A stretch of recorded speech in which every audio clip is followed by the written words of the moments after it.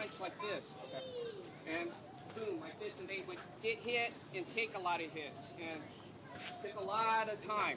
Okay, so basically they would just only move forward and backwards, their fists pointed upwards, covering their faces. But what happened was there were some servicemen and some people that went to the Philippines and they saw people fighting.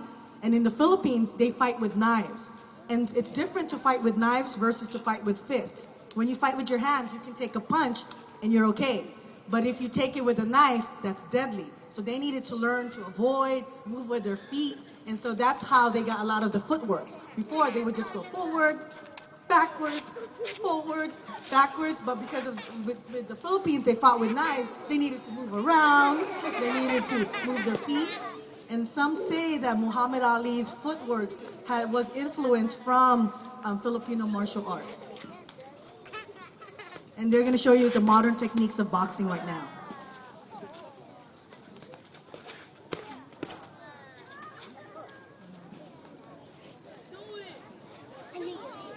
Okay.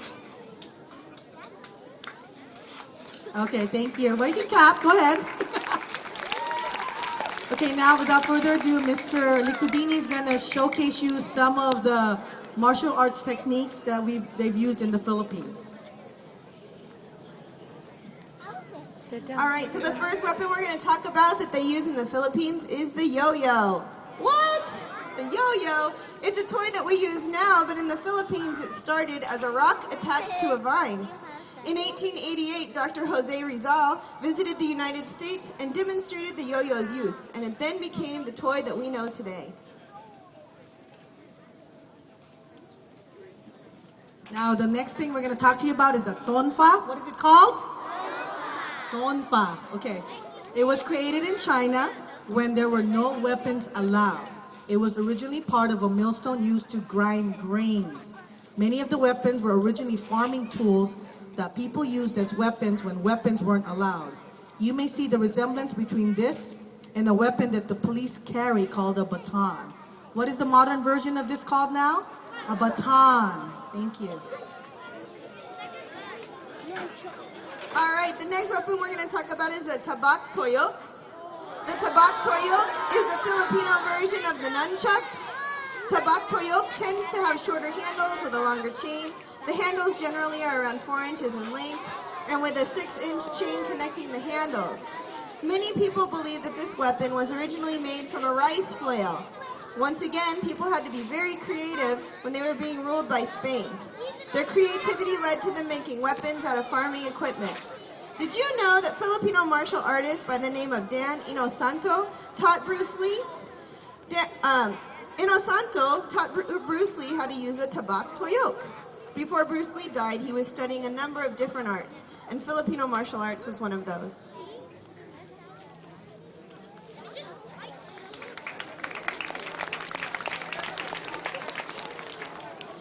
Now, I said earlier that the Philippines was occupied by Spain for over 350 years, and a lot of the influence from other martial arts, like in Japan, Korea, they were attacked by Chinese and other types of other ethnicities.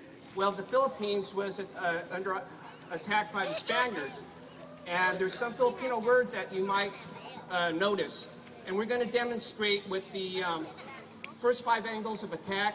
There's so many different Filipino martial arts, kicking martial arts we're not going to demonstrate, but the spinning back kick in Taekwondo came from the Filipino martial arts called Sikaran.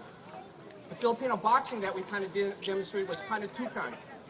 And this one, Kali Arnis or Eskrima, is started with 5. A lot of this martial arts styles start off with 5 angles of attack based on the armor of the Spanish conquistador.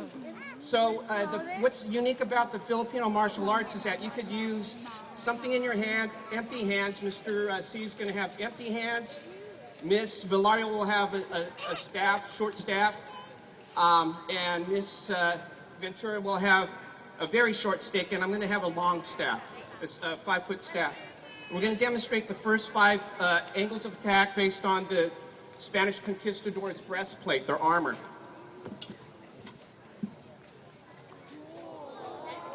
So we start start off with the salute. When you saw me demonstrate judo, we did a salute like this. Filipino martial arts, we usually have something in our hand, so we salute and we point the dagger upwards. Come back up. Okay, so the first angle of attack is to the left shoulder. 1. To the right shoulder. 2, 3, opening of the side of the armor. 4, slice to the other side. And 5, a thrust to the middle section. Okay?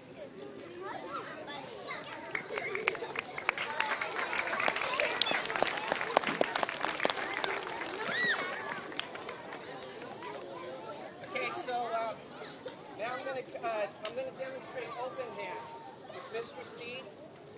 As Miss Ventura mentioned, that there's a lot of fighting with knives and boxing and things like that. I'm going to do a quick takedown. You saw me do judo where I pivot and throw somebody down. You won't see pivots here. Very efficient. Okay. So he's going to come at me. Okay, so he's going to come at me. I angle off.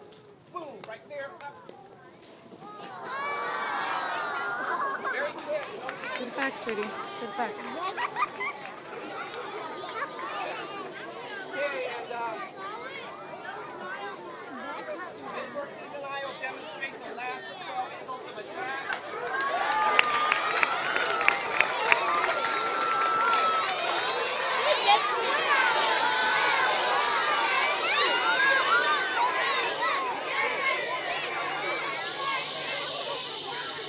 After the 5 angles of attack, depending on what style you study, it varies. This one is one of many styles that I studied. The first one, we saw 5 to the left shoulder, or 1, 2 to the right shoulder, slice across, jab, thrust to the shoulder, another thrust to the shoulder, strike down to the leg, other side of the head, and to the groin area.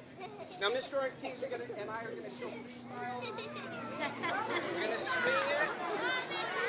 Okay, go ahead. Don't hit me. Swing it here. Okay, well, he's going to start doing it.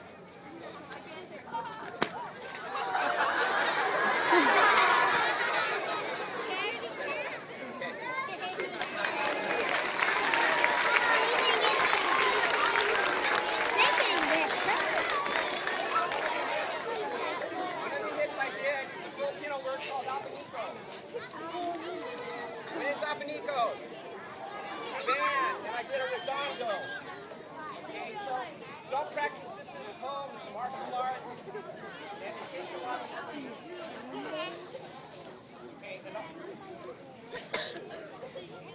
Okay, thanks for your attention.